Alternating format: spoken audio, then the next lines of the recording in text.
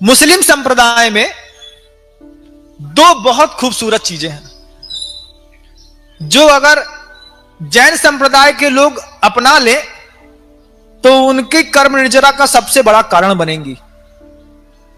दो बहुत खूबसूरत बातें मुस्लिम संप्रदाय में क्या है महाराज? पहली बात तो यह है कि मुसलमान होने के बाद भी वो अपने हाथ से कभी माला नहीं छोड़ता।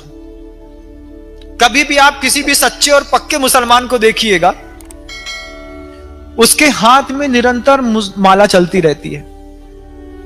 एक बार पूज्य मुनि श्री अभय सागर जी महाराज ने हमसे यह उदाहरण देकर के हमको बताया कि देखो, मुसलमान होकर के दिन भर माला फेरता है, तुम क्या जैन होकर के दिन भर माला नहीं फेर सकते?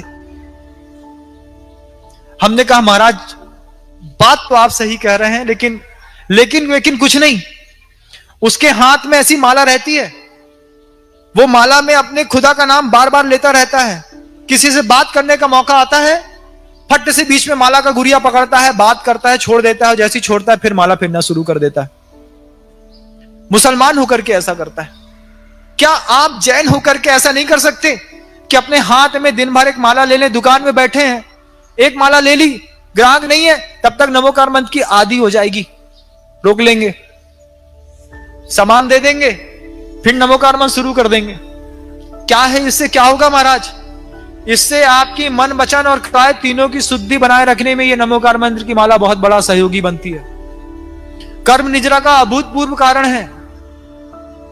यह माला उसका सर्व पाप प्रणाशनो, जिस मंत्र के लास्ट में अंत में लिखा गया कि यह पंच नमस्कार मंत्र सब पापों का नाश करने वाला है। माला नहीं फेर सकते? कर सकते हैं महाराज, फिर करते क्यों नहीं? क्या बताएं महाराज, जब भी फुर्सत मिलती है तो व्हाट्सएप खोल लेते हैं, इंस्टाग्राम चैट बुक चलाने लगते हैं। ये माला का तो उपदेश आप पहली बार दे रहे हैं, आप पहली बार समझा रहे हैं कि मुसलमान माला फेरता है, आपको भी फेरनी चाहिए, लेकिन अभी तक तो हमारी आदत उसके पड़ गई। मोहिन समृतम ज्ञानम स्वभावम लभते नहीं। कितना बर्बाद करोगे अपने आप को, तुम खुद बताओ।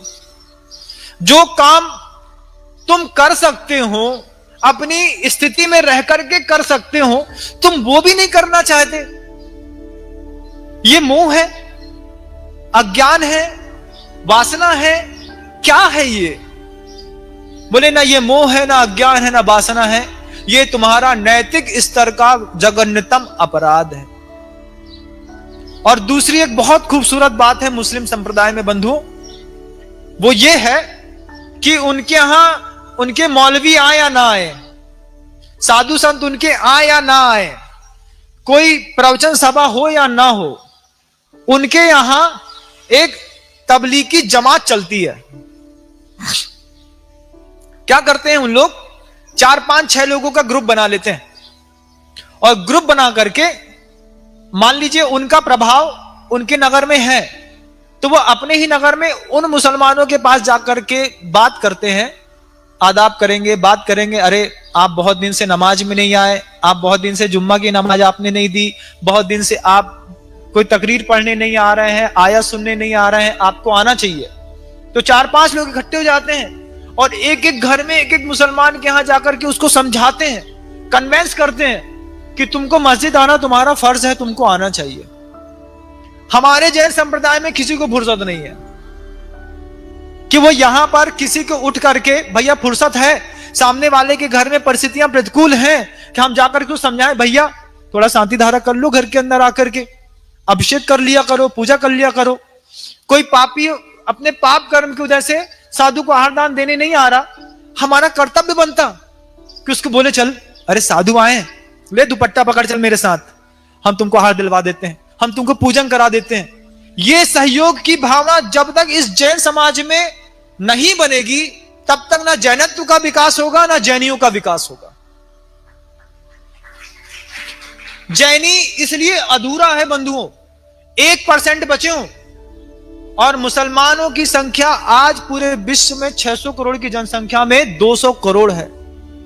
उन 200 करोड़ की जनसंख्या के बीच में उनकी नैतिक आचार संहिता कैसी भी हो, लेकिन धार्मिक आचार संहिता कितनी खूबसूरत है। इस दो खूबसूरती को देखिए कि दिन भर हाथ में माला चलती है और जैसे ही मौका मिलता है 4 लोग इकट्ठे होते हैं और उस व्यक्ति को टारगेट बना लेते हैं जो कभी मस्जिद नहीं आता।